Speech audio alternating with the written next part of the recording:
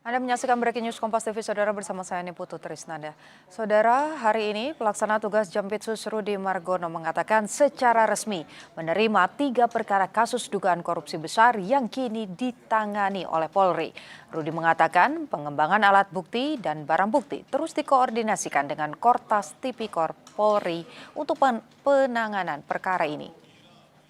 Kami secara formal akan menerima penyerahan penanganan perkara 3 perkara yang hari ini sebagai bentuk komitmen agar ada percepatan, profesionalisme dan sinergi dalam penanganannya.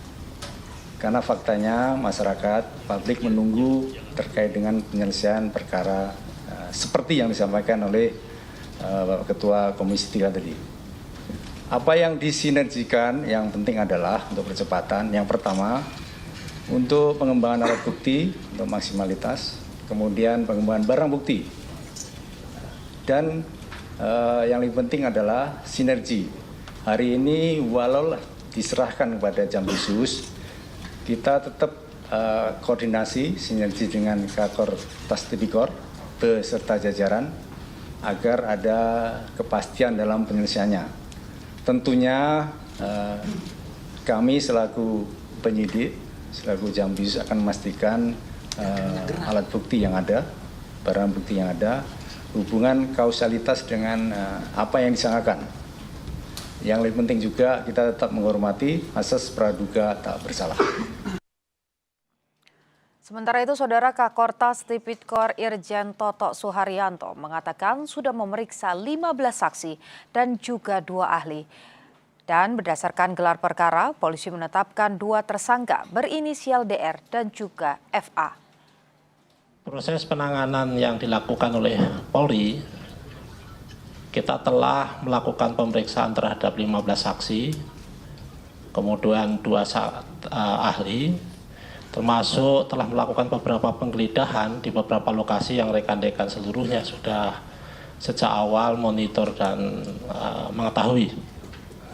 Pada satu titik kita telah melaksanakan gelar perkara dan berdasarkan gelar perkara kita telah menetapkan 2 tersangka saat ini, yaitu Saudara DR yang telah diduga melakukan tindak pidana pencucian uang yang diduga berasal dari tindak pidana korupsi.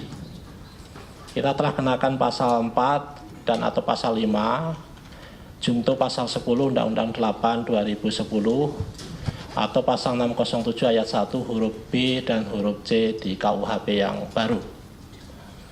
Kemudian kita juga telah menetapkan Saudara FA dalam perkara dugaan tindak pidana korupsi dan atau tindak pidana pencucian uang dalam proses penanganan hukum oleh pegawai negeri atau oknum penyelenggara negara dalam perkara PT Asabri dan atau tindak pidana korupsi lainnya sebagaimana dimaksud pasal 12 huruf E kecil, 12 huruf B besar tindak pidana korupsi dan pasal 3, 4 TPPU atau sekarang KUHP adalah 607 yang ayat 1 huruf A dan huruf B. Kemudian terhadap DR, ini telah kita lakukan penahanan sejak tanggal 10 dan saat ini penahanan ada di rutan Polda Metro Jaya.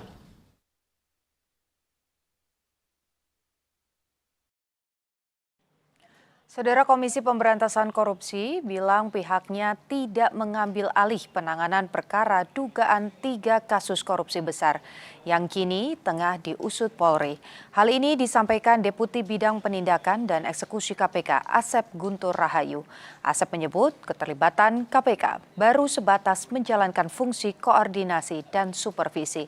Ia menegaskan pengambil alihan perkara oleh KPK hanya dapat dilakukan jika memenuhi kriteria yang diatur dalam pasal 10A Undang-Undang Nomor 19 Tahun 2019. Hari kemarin pagi itu ya, hari Jumat berarti ya, Jumat pagi, Komisi Pemberantasan Korupsi menerima undangan. Ya, ini undangan resmi dari Direktorat Kriminal Khusus atau Dirkrimsus Polda Metro Jaya, ya, yang ditujukan kepada pimpinan terkait dengan adanya kewenangan yang dimiliki oleh KPK, ya, itu terkait dengan koordinasi dan supervisi dalam penanganan perkara di APH lain. Itu sesuai dengan pasal 6 kemudian pasal 10A besar gitu ya di Undang-Undang 19 tahun 2019. Silakan nanti dilihat. Menindaklanjuti surat tersebut, kemudian pimpinan ya menugaskan 2 orang deputi. Nah, 1 deputi koordinasi dan supervisi karena itu memang bagiannya. Yang kedua adalah deputi penindakan dan eksekusi. Saya sendiri. Jadi kami menghadiri undangan tersebut sesuai dengan surat tugas yang diberikan oleh pimpinan kepada kami menjawab dari surat undangan. Nah, seperti itu. Kami hadir di sana.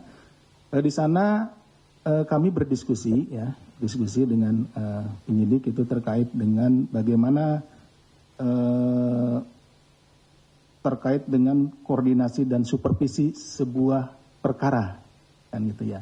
Jadi Ibu Deputi Korsub menjelaskan bahwa saat ini tahapnya masih tahap awal gitu ya. Tahap awal. Nanti rekan-rekan bisa lihat kalau diambil alih gitu ya, itu ada tahapannya mulai dari komunikasi, kemudian koordinasi, kemudian disupervisi dulu gitu ya. Baru nanti disesuaikan dengan klausul yang ada di pasal 10A ayat 2 ya. Nanti rekan-rekan silahkan baca. Undang-Undang nomor 19 tahun 2019 tentang KPK. Karena di sana ada kriteria di mana pengambil alihan perkara itu dilakukan. Jadi tidak bisa misalkan kita dengan asumsi sendiri. Misalnya tadi ya kita berasumsi bahwa wah ini gak mungkin lah, pasti perkaranya macet gitu kan dan lain-lain pasti susah. Itu kan asumsi. Nah, kita harus menghargai seluruh upaya yang dilakukan oleh aparat penegak hukum dalam melaksanakan penegakan hukum tindak pidana korupsi. Baik dalam hal ini oleh kepolisian, Portas Tipikor dengan Direktorat Krimsus Polda Metro Jaya maupun oleh Kejaksaan Agung nantinya. Karena mereka dalam penanganan perkaranya kan ada 2 ini itu ya, 2 atap. Kalau di KPK kan 1 atap di mana penyidik dan jaksanya ada di dalam 1 lembaga, gitu seperti itu. Nah, tentunya kami melihat dan memandang bahwa baik kepolisian maupun kejaksaan itu pasti akan melaksanakan tugasnya secara profesional gitu ya, profesional sehingga pelaksanaannya akan berjalan dengan baik dan lancar. Nah, jadi kalau ini kan baru tahap awal gitu, tahap awal. Jadi kita hanya berdiskusi seputar itu. Nah, kemudian setelah berdiskusi, rupa-rupanya mungkin tidak perlu lagi penjelasan kami disampaikan melalui konvers gitu ya, seperti itu. Cukup dijelaskan kepada penyidik yang ada di sana, sehingga pada saat konvers kami tidak lagi perlu menjelaskan hal itu. Jadi cukup dijelaskan kepada penyidiknya. Demikian mungkin. Partai Golkar ada Gus Falah Amru yang pakai kopiah, Voksi PDI Perjuangan, Pak Endang Agustina ya, Voksi PAN, Pak Adang Darajatun, Voksi PKS, dan Pak Hinca Panjaitan menitipkan pesan bahwa beliau sepakat dengan rapat hari ini ya, dan akan menyepakati kesimpulan rapat hari ini. Saya mohon perkenan rapat ini kita nyatakan terbuka untuk umum dan mungkin selesai pukul 16.10. Sepakat? Ya, rekan-rekan, ini rapat khusus Komisi 3 merespon dinamika penegakan hukum beberapa hari belakangan ini, di mana terjadi penggeledahan di beberapa tempat, ya, di rumah mantan Jamritsus, salah satunya di Sentul, Pak Febri, Febri Yansah ya, Pak Febri, ya. Pak Mantan Jampitsus telah ya.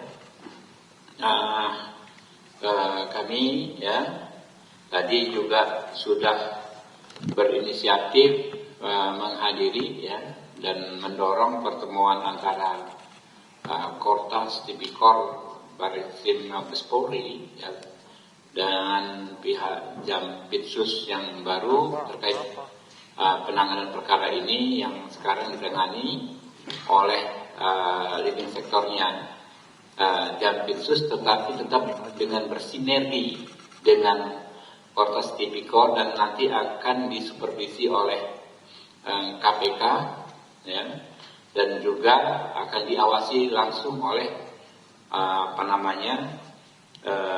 panja yang akan kita bentuk dalam rapat ini. Rapat hari ini nanti teman-teman akan menyampaikan sikapnya sekaligus menyatakan apakah setuju atau tidak kita membentuk panitia kerja ya. Jadi nanti akan secara teknis memantau mengawasi langsung pelaksanaan penanganan tipikor kasus ini, karena ini memang kasus yang dapat dikatakan sebagai salah satu mega korupsi, mengingat jumlah ya barang bukti yang sudah diamankan saja sudah demikian besarnya. Infonya ini ada beberapa tempat lagi yang juga akan dilakukan potensi ya, juga bunker-bunker lainnya. Mungkin itu mungkin pertama PDI Perjuangan Pak Falah Amru. Pertama menjadi kesimpulannya nanti Pak Falah Amru apakah setuju ya dibentuk panja ini ya. Lalu nanti ketua panja saya langsung oleh ketua Komisi 3. Ya, silakan. Terima kasih pimpinan. Assalamualaikum warahmatullahi wabarakatuh. Seperti yang disampaikan pimpinan tadi bahwa hari ini kita sudah melakukan koordinasi juga sebagai fungsi kita di DPR yaitu pengawasan. Kita tadi hadir di Kejaksaan Agung bersama Kortas dan juga bersama Jampitsus. Tentunya skandal dalam proses yang terjadi dan sudah ditetapkan tersangka ini adalah sesuatu yang sungguh sangat memalukan dan sungguh sangat mengecewakan hati nurani rakyat seluruh Indonesia. Oleh karena itu saya meminta pelaku tersangka diadili yang seberat-beratnya. Kalau bisa dihukum mati. Karena apa? Karena ini menyangkut hajat hidup orang banyak. Bayangkan blackout PLN karena kasus batubara. Bayangkan soal Krakatau Steel, Asabri. Ini kan sangat sungguh menjijikkan, apalagi dilakukan oleh aparat penegak hukum yang kita cintai ini.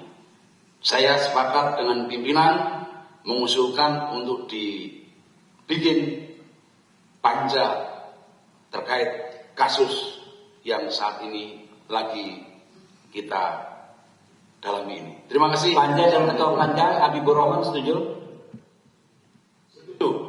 Setuju? Setuju. Oke. Kemudian Golkar Pak Rikuanto. Terima kasih Pak Ketua. Kami dari fraksi Partai Golkar sangat menyayangkan dan juga sangat mengecam ternyata di antara aparat penegak hukum ada yang berperilaku sebaliknya. Ini dari fraksi Golkar kita minta untuk diusut tuntas. Kita juga masih banyak tempat-tempat persembunyian dari harta-harta yang tidak jelas yang diduga hasil daripada kejahatan ini untuk diungkap. Kami mendukung penuh tuntas korupsi dari Mabes Polri untuk menyelesaikan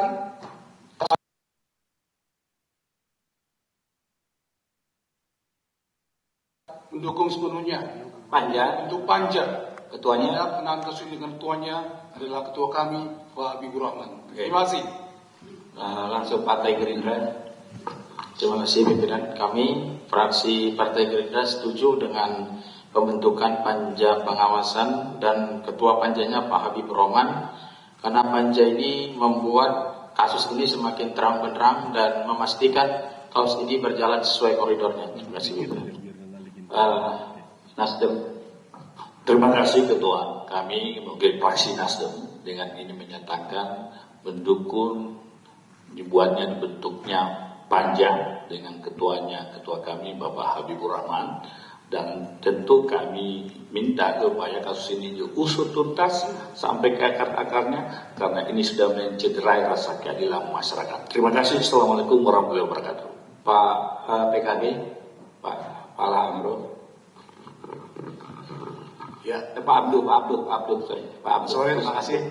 Kami dari fraksi Partai Kebangkitan Bangsa menyetujui panja ini dan ketuanya dipimpin oleh Bapak Habibur Rahman dengan satu hal dari kami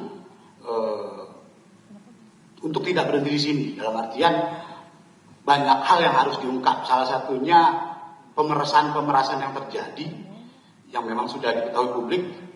Salah satunya Zaro Ricardo. Kita buka aduan itu selebar-lebarnya, ruang aduan, supaya kasus ini terbuka. Nanti kita di Panja akan melakukan RDP baik tertutup maupun terbuka supaya kasus ini dibuat selebar-lebarnya. Terima kasih. Pak Endang Agustina. Oh, PKS dulu. Lebih besar PKS dong. Terima kasih, saya Adam Darajatun dari fraksi PKS sangat menyetujui pembentukan panja yang dipimpin oleh Ketua Komisi 3 Bapak Habibur Rahman. Tapi ada titipan untuk semua yang mengikuti dan mengerjakan kegiatan ini. Yang penting untuk menjaga kekompakan institusi, ya, baik itu Polri, Kejaksaan Agung hingga TNI, sehingga masalah-masalah ini bisa diselesaikan dengan baik dan profesional. Terima kasih. Pak Endang Agustina, Partai PAN. Terima kasih. Saya dari fraksi PAN menyatakan sangat prihatin dengan kejadian beberapa hari ini, di mana sebetulnya yang seharusnya menegakkan hukum, yang seharusnya menegakkan korupsi, tetapi yang bersangkutan sendiri malah melakukan korupsi. Banyak sekali kasus-kasus yang sudah dijadikan ladang untuk mencari uang yang mungkin kita semua sudah tahu informasinya, seperti kasus Zaro Richard, kasus Asabri, kasus kawasan hutan. Itu banyak orang-orang yang berteriak karena menjadi korban pemerasan. Itu sangat mencederai perasaan masyarakat. Masyarakat sedang susah hidupnya, dia yang seharusnya memberantas korupsi, tetapi malah korupsi. Ini sangat memprihatinkan dan harus dihukum berat. Kalau perlu dihukum mati, apa yang seperti sampaikan Gus Pala tadi. Dan selanjutnya saya setuju untuk membentuk panitia kerja yang diketuai oleh Ketua Komisi kita Pak Habibur Rahman. Terima kasih. Pak Rano mungkin. Ya. Terima kasih Ketua. Tadi sedikit saja, kawan-kawan, ini tambahan saja. Dari hasil kita tadi ke Kejaksaan Agung, ini dilihat kita sangat melihat kekompakan sebetulnya antara dua institusi, dalam hal ini Polri dan Kejaksaan Agung. Jadi ini kita bicaranya hari ini adalah oknum kejaksaan dan ada dari pihak swasta yang kita anggap sudah melakukan perbuatan yang sangat keji. Karena korupsi ini kami pikir sudah perbuatan yang sangat keji. Tapi di situ sudah sepakat di dua lembaga ini menyatakan kompak untuk bareng-bareng membuka seluas-luasnya persoalan perkara korupsi ini. Itu saja pimpinan, terima kasih. Pak Roni. Terima kasih Pak Ketua. Dari saya, ini saatnya bersih-bersih dalam proses penegakan hukum di semua lini. Dan saya meminta tadi juga di Kejaksaan untuk memiliki tim independen yang tidak terafiliasi dengan yang diduga tersangka yang ada. Jadi benar-benar tim independen yang memang tidak terafiliasi apapun. karena ini saatnya momen kita untuk bersih-bersih dalam proses penegakan hukum. Demikian Pak Ketua. Saya dapat pesan dari Pak Hinca Panjaitan, dia di pesawat, biasanya ini dia bilang aku setuju Ketua. Hinca Panjaitan dari Partai Demokrat, berarti fix seluruh fraksi di Komisi 3 menyetujui pembentukan panja ini dan menyetujui mengangkat saya sendiri ya Pak Saron ya, jadi Ketua panja ini. Setuju? Ya, ada kesimpulan rapat. Sebelum kesimpulan rapat kita ada fraksi kehormatan, itu mahasiswa ya yang terlibat aktif di Komisi 3, mahasiswa magang dari berbagai universitas di seluruh Indonesia ingin menyampaikan sikapnya, kami persilakan.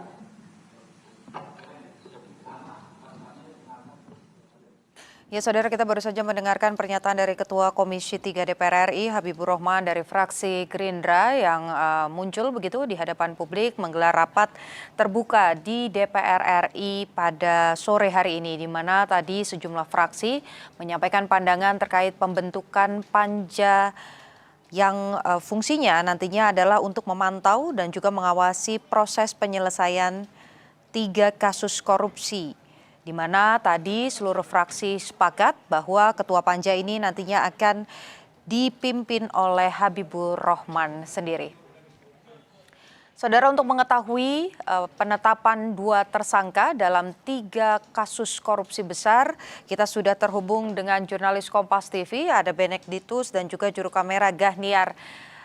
Bene, tadi nampak ada konferensi pers yang diselenggarakan dan juga dihadiri oleh PLT Jampitsus, kemudian juga ada dari Kortas Polri begitu, Tipikor Polri.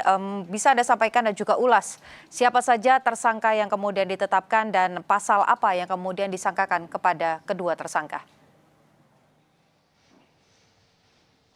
Ya, Putri dan juga saudara, memang baru saja tadi di Gedung Kejaksaan dilakukan konferensi pers begitu ya, di mana tadi di konferensi pers dihadiri oleh beberapa tokoh, diantaranya Ketua Komisi 3 Habibur Rahman, kemudian juga ada PLT Jampitsus yakni Rudi Margono, serta ada dari Kepala Kortas Tipikor yakni Irjen Toto Suharyanto. Di mana dalam keterangannya tadi disampaikan bahwa sudah ada 2 orang tersangka yang ditetapkan sejauh ini, di mana yang pertama ini adalah DR yang merupakan pihak swasta dan disangkakan pasal tindak pidana pencucian uang dari hasil korupsi begitu ya. Kemudian yang kedua ini merupakan FA yang dugaan kuatnya memang adalah penyelenggara negara dan FA ini memang disangkakan pasal korupsi untuk kasus di PT Asabri. Kemudian juga ada beberapa pasal berlapis yang tadi disampaikan oleh Kakortas Tipikor Irjen Toto Suharyanto. Nah, untuk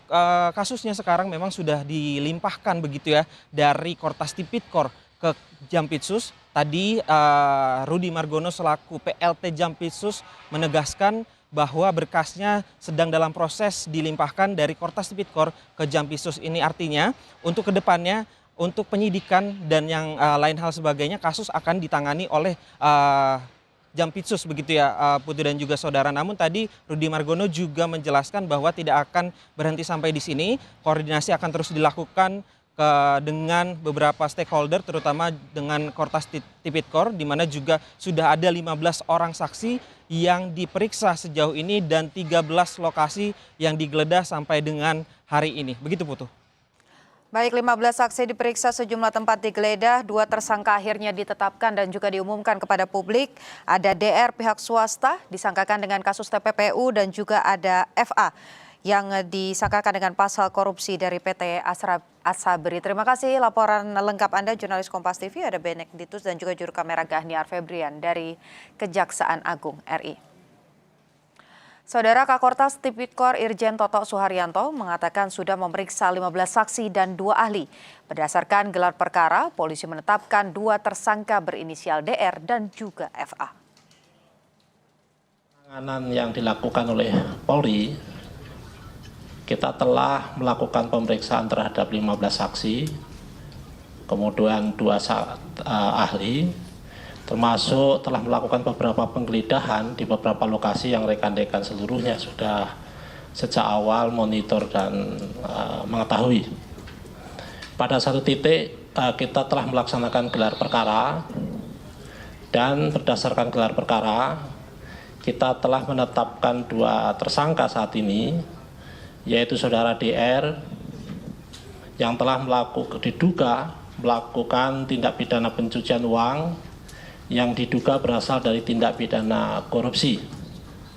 Kita telah kenakan pasal 4 dan atau pasal 5, junto pasal 10 Undang-Undang 8 2010 atau pasal 607 ayat 1 huruf B dan huruf C di KUHP yang baru.